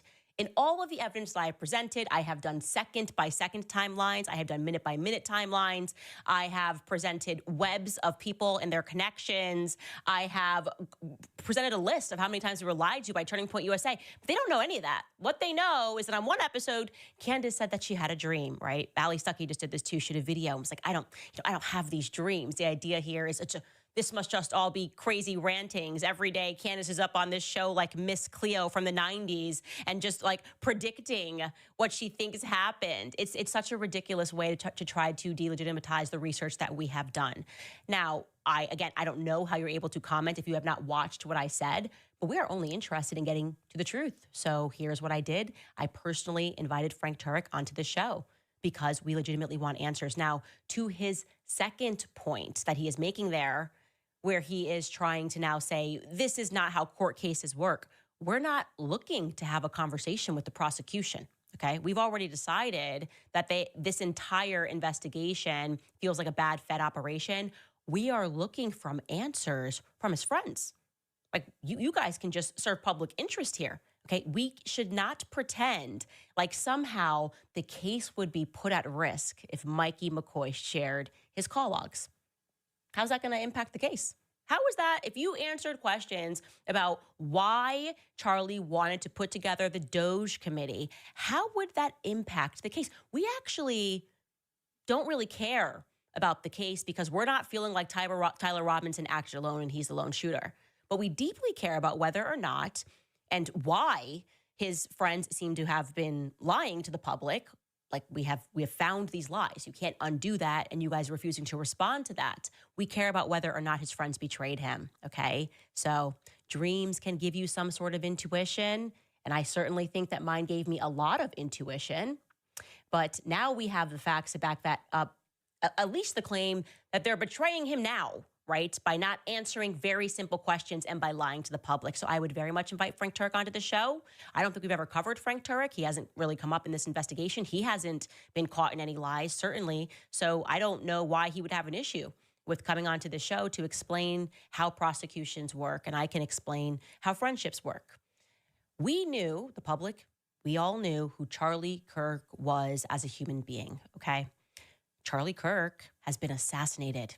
And what we are doing now is we are rejecting this idea that everyone who hit the stage at his memorial event can somehow now just be grandfathered into this organization, grandfathered into our acceptance. These individuals should no longer be questioned. They are friends of Charlie Kirk. That's emotional manipulation. They say they loved Charlie, and so we should just trust the science and ignore the many lies that they have told us. What exactly is TPUSA faith? Who is Rob McCoy? Why is it that these Calvary chapels have a long history of weird abuse and trafficking scandals that seemingly get swept under the rug, right? Why is Rob McCoy adjacent to some of these scandals? I'm going to give you just one, I think, big example here, okay? This is a true story. I hope I'm saying his last name right. Thomas Kimono was a man who was factually put away into prison for abuse, molesting, lewd conduct toward young girls. By pretending, how he did this was he pretended that his cat was lost, okay? I'm going to read you an email that I received from one of his victims who is now an adult, but she was just an eight-year-old child back in 1995. Here's what it reads in part, okay?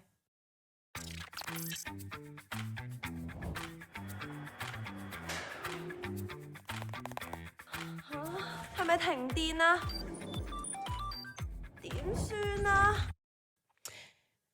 I was 8 years old, living in Dana Point, California, when Thomas approached my friend and I to help him find his cat. He took us to a park behind my house and tried to molest me before I ran away. I was a key witness in his trial before he was sentenced to 8 years in prison.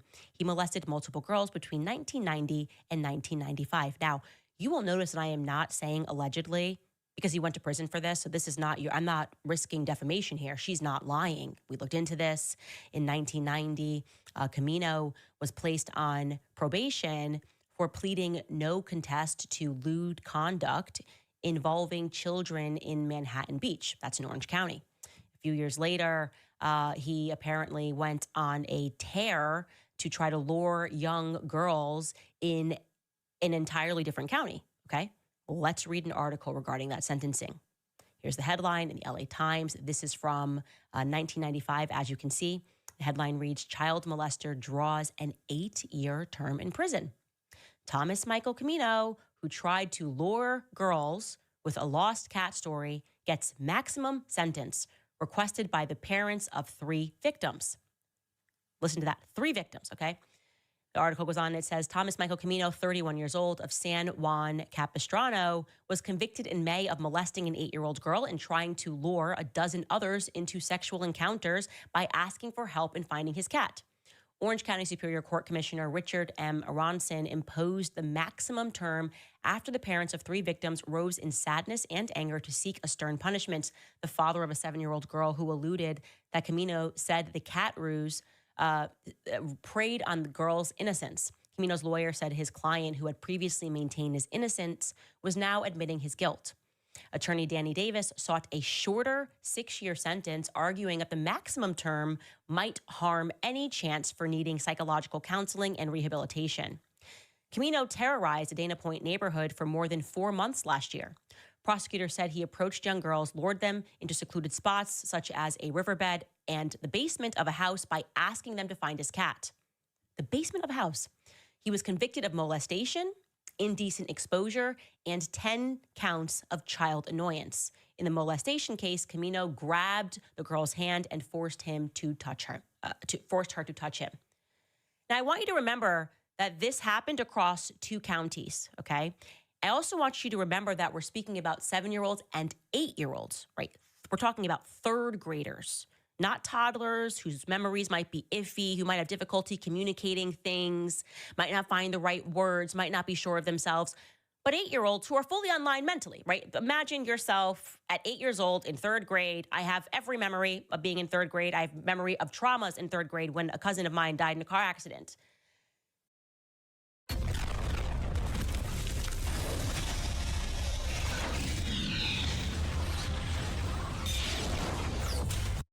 Despite his conviction, despite having spent years in prison for these crimes, Rob McCoy, the pastor who makes my skin crawl, struck up thereafter and maintained a long friendship with Thomas Camino across decades. Now, that's not exactly a problem per se. Rehabilitation is a thing.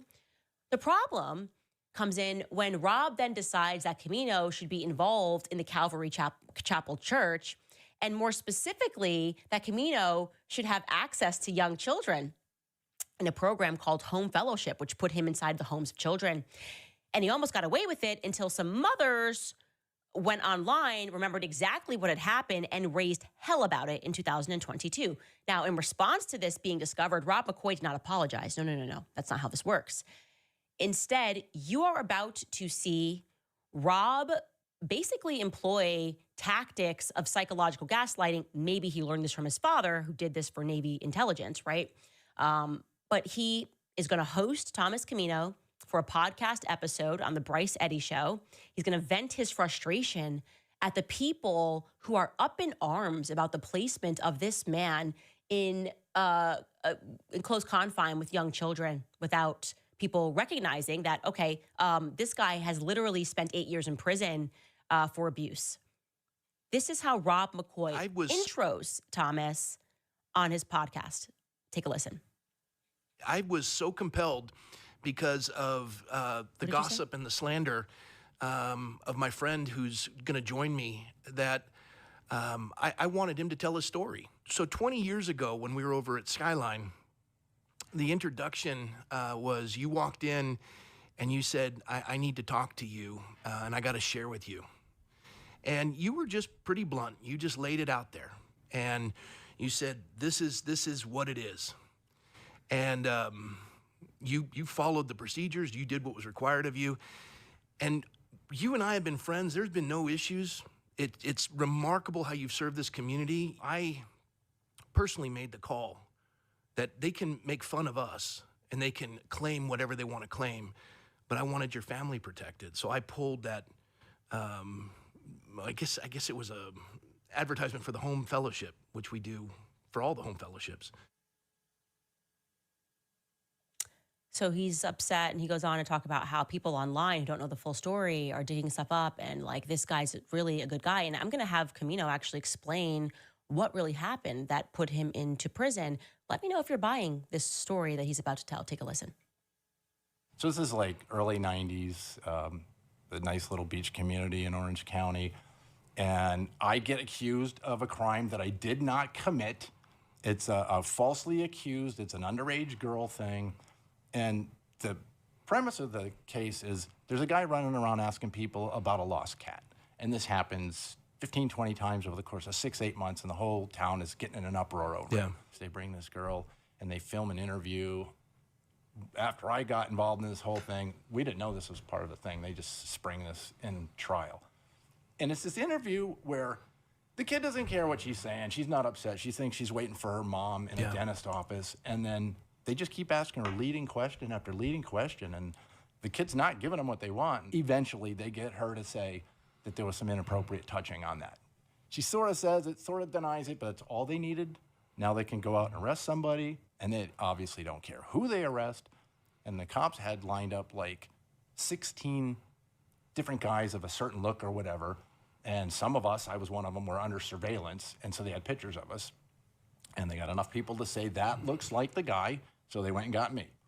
Then they come over to my place with the search. They bring me in the search warrant over to my place, and they have 17 specific items that they're looking for. They get 11 of them, which sounds kind of bad until you read what it is. I get arrested. So they throw me in jail, and the next day you're supposed to get a hearing for bail. Let's pause for a second. So they throw you in jail. The next day you get a hearing for bail. They're nice enough to do it on. Okay. How long ago was this? Like 28 years. 28 years ago. Yeah. Wow. 28 years ago. All right, go ahead. So I'm just saying some of these details because this whole thing is a total sham. My lawyer comes to me and goes, they say they have footprints, forensic evidence, footprints and a palm print of yours that they lifted from a scene, and they want to cut a deal with you. And they want to see if you want to do a plea bargain before we get to a pre-trial hearing. Jury comes back guilty, unbelievably guilty, and I wind up give me an 8-year sentence, didn't have a record, so did 4 years to change. So I did 1,536 days for a crime that I didn't commit. It actually gets worse. So you get an appeals process, and there's a free process. So they take the 3 main issues they can find that are breaking the law or violating your rights, and they submit it. So the appellate court reads it, and they say, yes, we agree. They broke the law twice out of the 3 points, and they violated your rights, but we don't see how it affected the outcome of the case. Dismissed. Wife divorced me right before I got out. So it's my ex-wife's best friend, and she goes, Tom, I got to talk to you. You got convicted and you went away, and your wife was dating your lawyer. And I'm like, dating the public defender? How do you know this? And she told me. So what incentive does the lawyer have to get me acquitted when he's after my wife? And he gets her.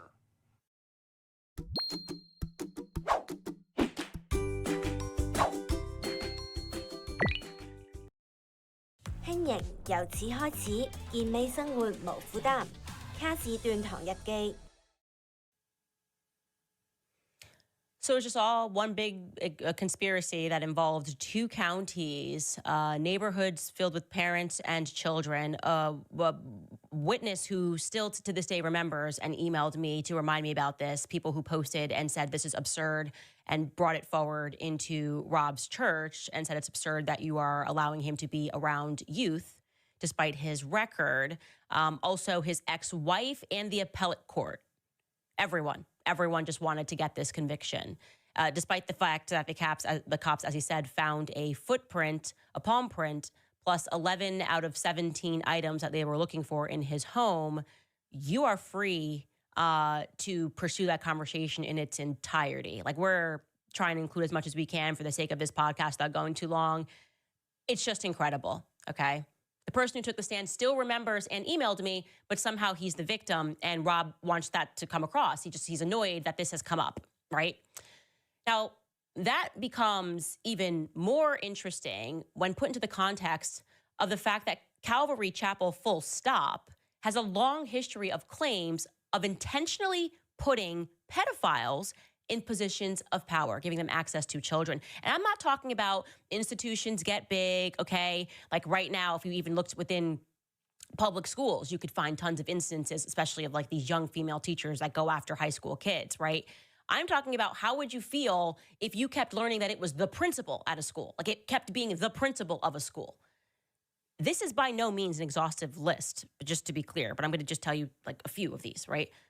Florida Calvary Chapel in Pompano Beach. The founder was a pastor named Rob Coy, not McCoy, to be clear, Rob Coy, who was a former Las Vegas casino entertainment director turned religious leader for one of the Florida's biggest mega churches. And then he got accused of molesting a 4-year-old girl. Calvary Chapel of Woodlands. In 2024, the lead pastor was arrested after a sting operation into online sex abuse against children. Calvary Chapel Cary, the lead pastor, resigned amid allegations of incest with his own son, bullying, drug addiction, and the misuse of funds. Calvary Chapel in Orange County, the lead pastor named Mission Viejo was convicted of abusing 2 girls. Calvary Chapel Solid Rock, that's in Minnesota. Jason James Taylor was the lead pastor it's on the border of Wisconsin, by the way. He was among 6 people who were arrested following a solicitation of minors. It was a sting operation that was led by Minnesota's Human Trafficking Investigators Task Force. Then in Santa Ana, California, there's a fellowship of Calvary Chapels, which includes Idaho, the North County Chapel in Post Falls, Idaho. They're currently being sued by victims who accuse the church of intentionally concealing a known sexual predator in their midst. They knew his history. They hired him anyways, Anthony Iglesias, and he's currently serving time. He was found guilty in Idaho State Correctional Facility for his crimes. The lawsuit alleges that when the victim's parents went to the lead pastor, Reverend Robert Davis, to discuss their son's sexual abuse, Davis acknowledged to them, and again, this is what their lawsuit is alleging, that he knew of Iglesias' history. And he stated words to the effect of, yeah, we knew. That's why we pulled him out of Thailand. Now, Thailand, by the way, was some orphanage program that they were running.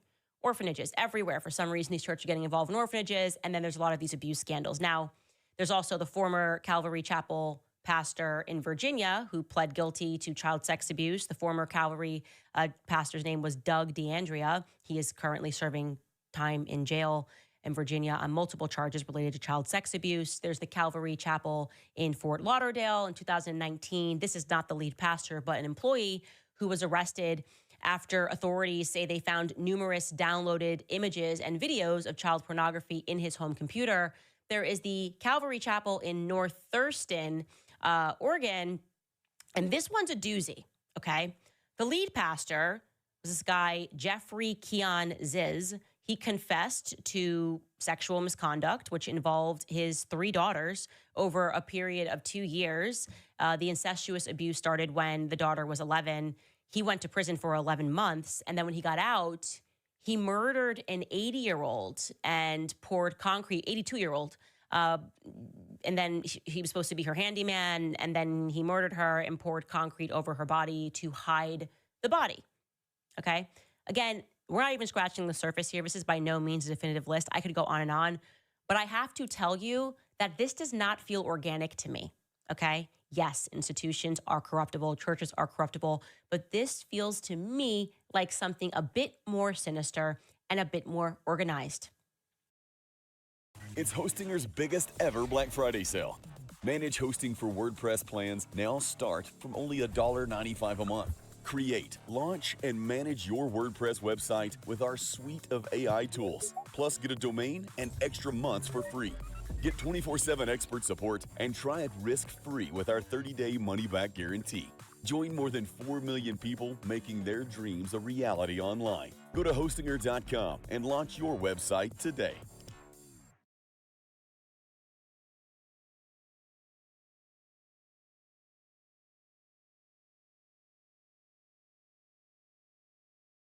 Okay. It makes me think of the notorious guy. You know, I've covered this in the past. It's why I did not cover the Diddy case. Everyone thought he was insane. Remember, he shot up the Trump Miami Doral. He didn't kill anyone. But then when he sat down, he said the feds are running a cartel operation. And when people get into trouble, this is what he alleged before anybody knew anything about Diddy. He said, I was one of Diddy's sex slaves. And he said, I was Diddy and Cassie's sex slaves. Cassie then verified on the stand that she knew who this man was, and that he had been invited to these parties. And he said, the feds, you get into trouble, and then suddenly, if you want to stay out of prison, you're now working for us. And he said that he was alleging that they run drugs, right? That they blackmail certain people and they run drugs, something that Kanye also said, an episode that's virtually impossible to find online because it was during his cancellation, that he knew, again, this was before Diddy got into trouble, that Diddy had been blackmailed by the feds, and that part of his deal was that he had to keep certain other people in line like Kanye. So this theme is kind of coming up when you start to see people who have been not just accused of crimes, but convicted of crimes, and they wind up in positions of power or in positions of extreme wealth. I think it's pretty fair for us to ask questions about how that is happening.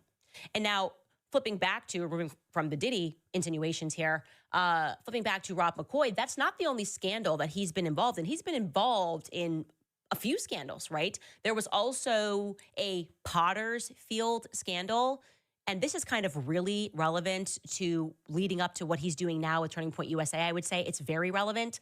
Potter's Field is an area up in Whitefish, Montana, and the Calvary Church Association funded a ministry which came to be known as Potter's Fields Ministries, right? Up there, they have a hunting ground. They have a camp for kids. They have a student program known as Ignite. They even have like a burger chain. I mean, a lot of money was flowing up there.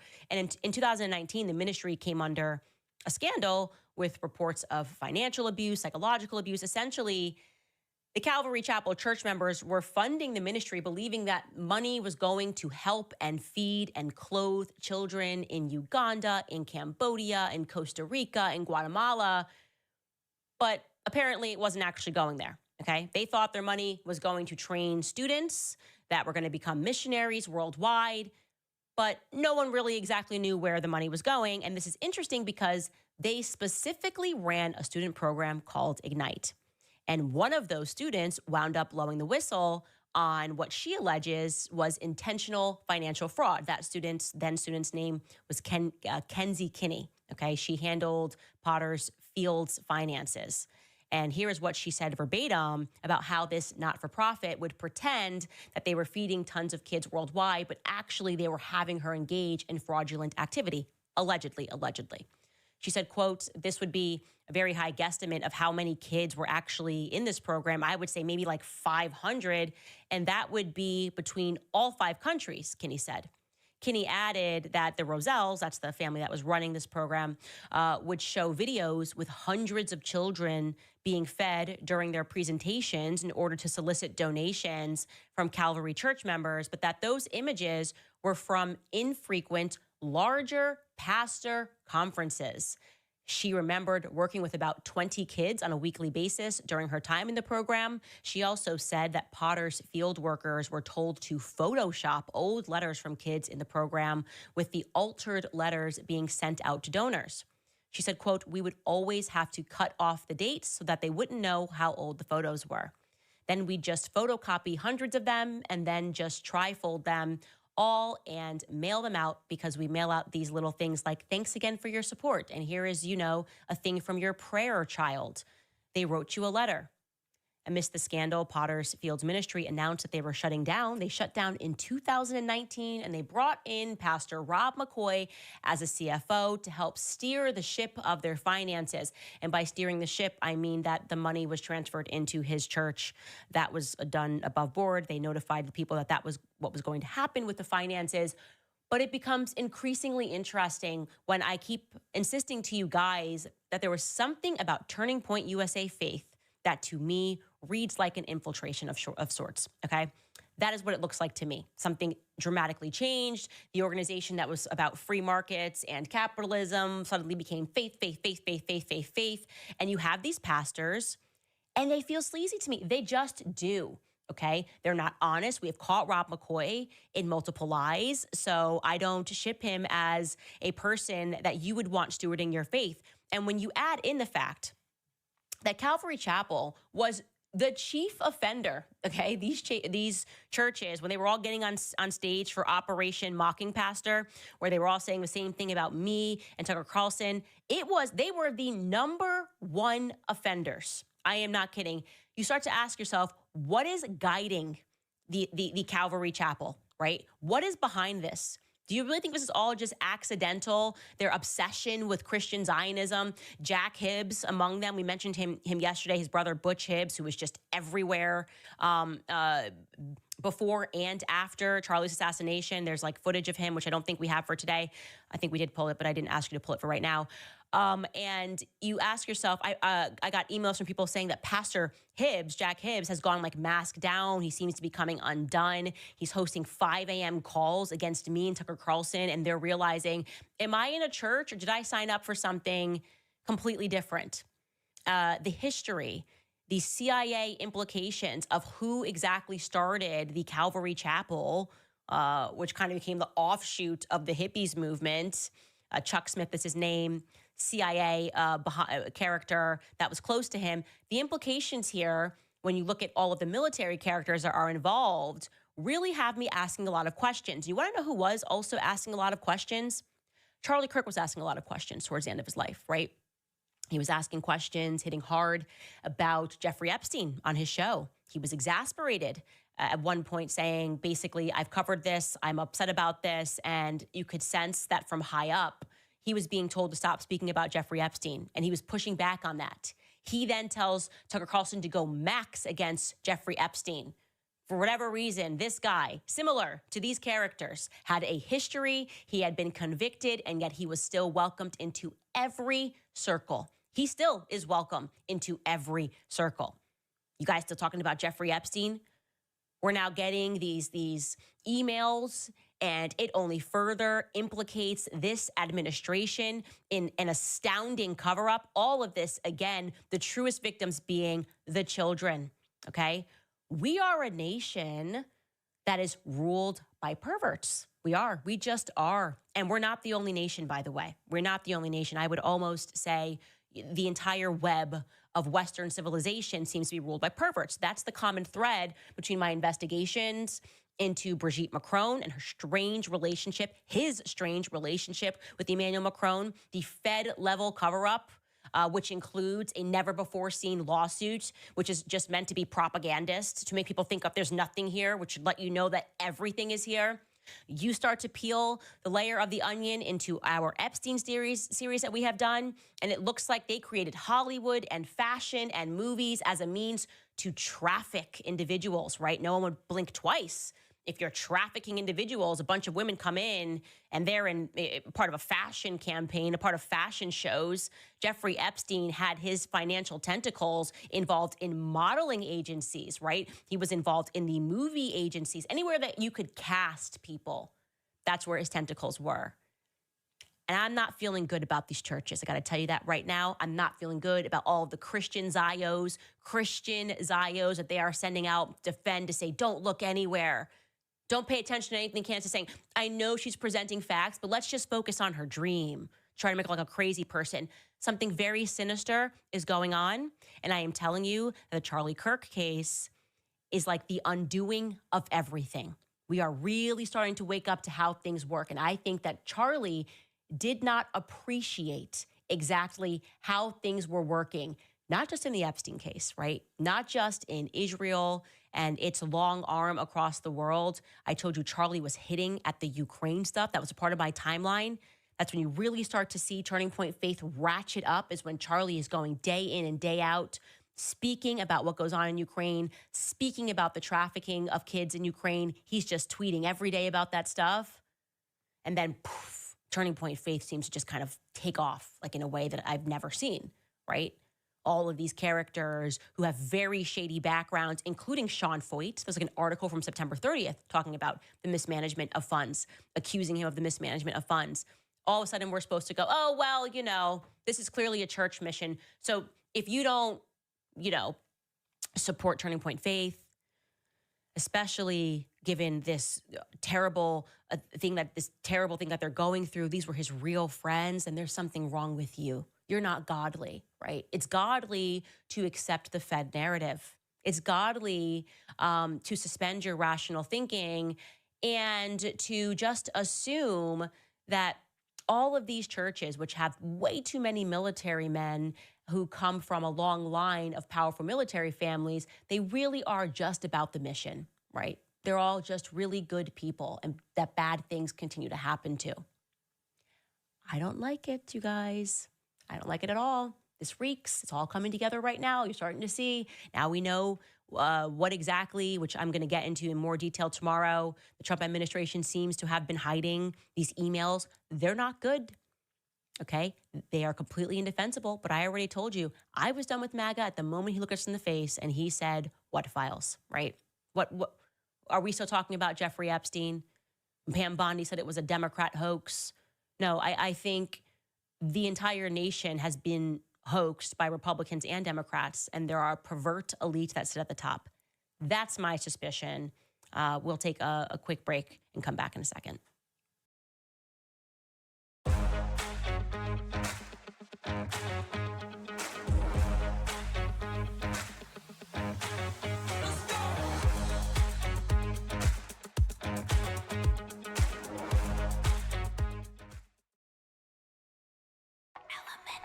Powering almost 13% of all websites. 9 years. Over 18 million websites. And that means one thing: tools that have evolved with real creators. A platform trusted by professionals and tested at scale. This isn't just another builder. It's a platform shaped by people like you and built to go the distance.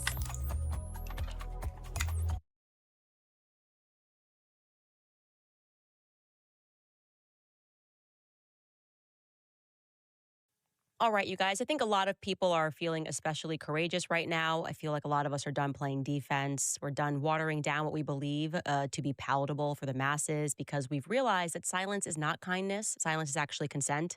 And right now, the greatest silence is surrounding the topic of lives that are ended before they even take their first breath.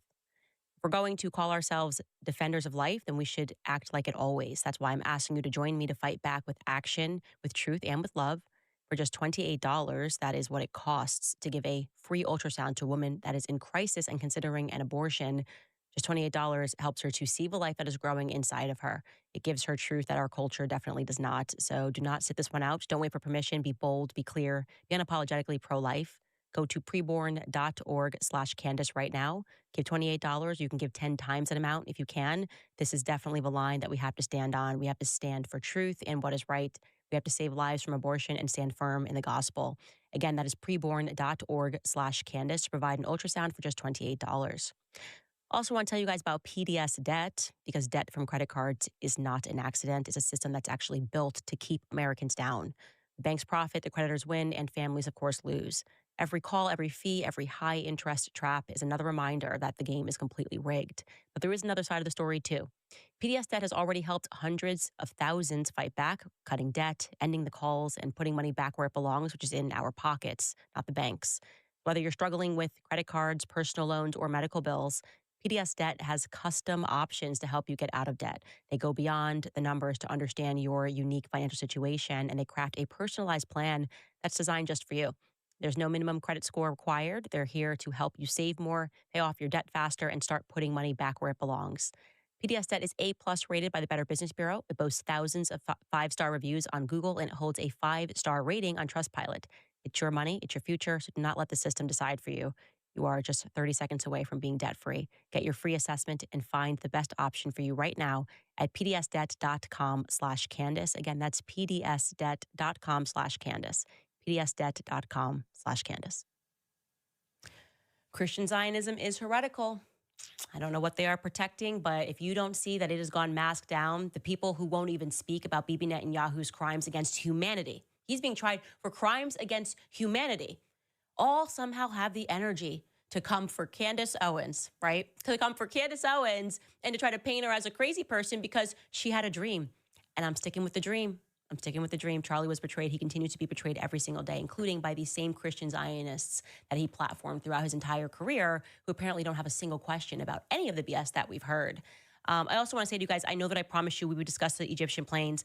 What we have discovered is actually so big that I had to go through the proper channels to get this information to government first, and that was very tricky because I don't know who we can trust in government, right? It kind of feels like the government is implicated in trying to stop us from getting the truth about what happened on that day. So I had to be very careful, and I had to kind of back wheel and deal and try to figure out who the good guys were. And long story short, we're pausing that until tomorrow because I wanted to give some people a little bit more time on that. So I will have that for you tomorrow. Another element of this, by the way, as we talk about the I don't know, what is very clearly a psychological operation. They all have the same talking points. They're all using different emotionally manipulative tactics. So, oh, you can't question this because, like, you know, he has a widow and kids and it would be so harmful to try to figure out who killed him. Just like on its face, that is such a nonsense. First and foremost, whenever there is a murder, full stop, the first people that you should be questioning is there a financial incentive? Is there a financial incentive? Yes, this is an $80 million company. Did people close to him, do he have friends that were jealous? Was he in any fights? This is such a normal quest. It is completely normal. If anybody watch IDTV, it's, come on, what are we talking about, right? This is such a normal thing to consider.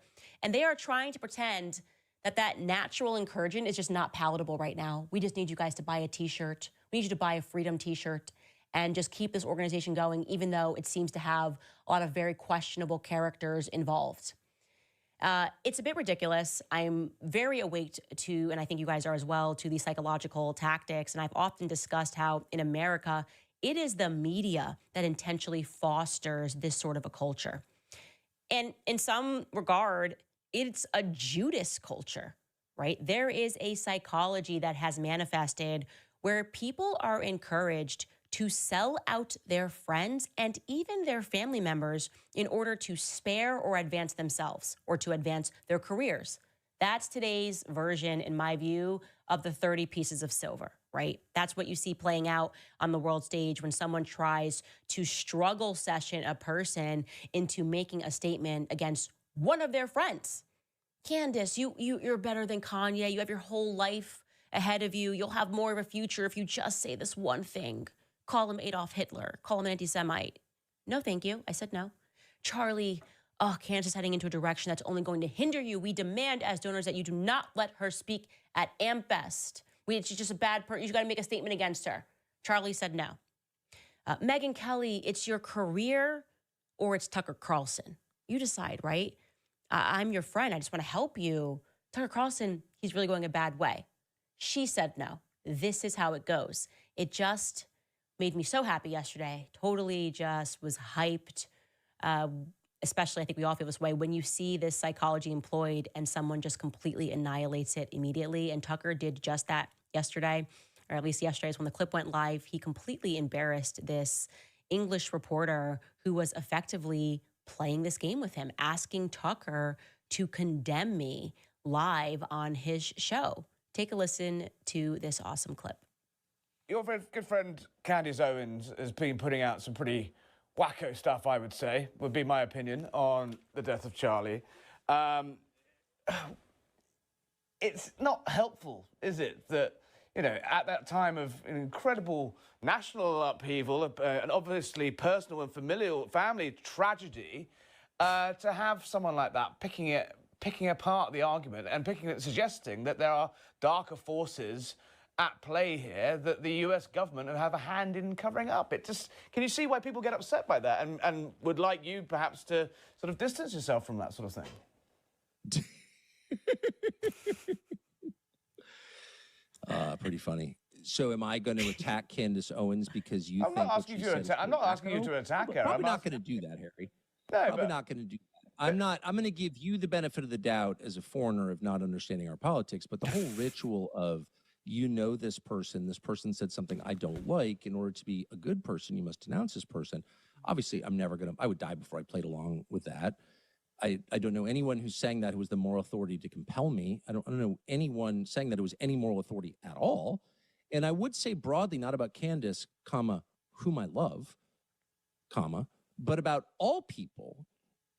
Getting to the truth is the most important thing. I've devoted my life to it. I haven't always done a very good job at all, but it still remains to this day my animating motive. I want to know what the truth is. Again, I don't always get there. I often usually don't get there, but I want to be the guy who cares what's true.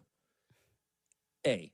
B, if you're telling me that because the U.S. government or some law enforcement agency issues a statement that doesn't even make sense, that I'm required somehow morally to accept that and not ask any questions like, can you hear yourself?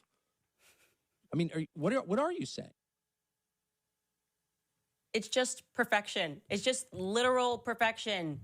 What are you doing? Stop trying to gaslight us. You are a part of exactly what we need to defeat. You are a part of the establishment, this organ of people who use psychological tactics to try to make us think we are crazy for not accepting something that just makes no rational sense. So it's, oh, this is just a bad time, and this is a wacko jacko. Everybody's crazy when you start questioning the feds. Suddenly they want to call you crazy.